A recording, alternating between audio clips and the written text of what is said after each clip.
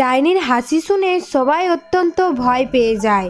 তারা কি করবে কিছু খুঁজে না পেয়ে তখনই সুরেশ বলে ওঠে, ভয় পাবার দরকার নেই, আমাদের শুধু সকাল পর্যন্তই বেঁচে থাকতে হবে। সকাল হলেই ডাইনি আমাদের কিচ্ছু করতে পারবে না। কিন্তু সকাল হবার আগে যদি ডাইনি আমাদের ধরে ফেলে তাহলে তো ডাইনি আমাদের খেয়ে ফেলবে।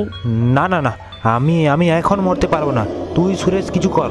তোরা সবাই কে কোথায় আছিস, মরার জন্য রেডি হয়ে যা। এই কথা শুনেই প্রিয়া অত্যন্ত ভয় পেয়ে যায়। প্রিয়া বলে, এবার কি হবে? আমরা মরে যাব, আমাদের কেউ বাঁচাতে পারবে না। আমার দাদু এই ডাইনিকে অনেকবার হারিয়েছে। দাদু বলেছিল এই ডাইনি অত্যন্ত শক্তিশালী, একে হারানো অসম্ভব। তবে দাদু বলেছিল যে এই ডাইনি ততক্ষণ আমাদের কিছু করতে পারবে না যতক্ষণ এই ডাইনির চোখের দিকে কেউ না তাকায়।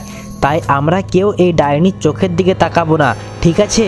রমেশ, সুরেশ ও প্রিয়া লুকিয়ে থাকে।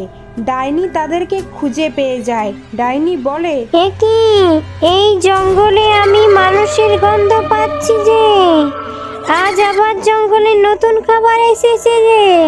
ডাইনি তুই এখান থেকে যা তাড়াতাড়ি। যাব তো তোদের তিনজনকে খেয়ে। ডাইনি তুমি এখান থেকে যাও, আমাদেরকে ছেড়ে দাও। হ্যাঁ চলে যাব তো, আমার দিকে একবার তাকাও তো মা, আমি এক্ষুনি চলে যাব।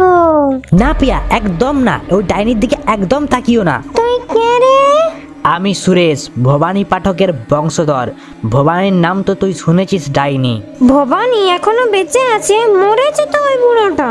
ডাইনি ভবানীর নাম শুনে একটু অন্যমনস্ক হলেই রমেশ, সুরেশ ও প্রিয়া দৌড়ে পালাতে থাকে। ডাইনিও তাদের পেছন পেছন যেতে থাকে।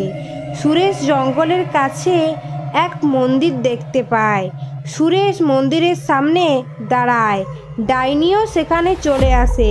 সুরেশ জানতো এরকম কিছু হতে পারে, তাই সে আগের থেকেই রেডি ছিল। সুরেশ মন্দিরের সামনে মন্ত্র বলতে শুরু করে। ডাইনি ভয়ে পালিয়ে যায়। তারপর সকাল হয়, তারা জঙ্গল থেকে বাড়ি ফিরে যায়।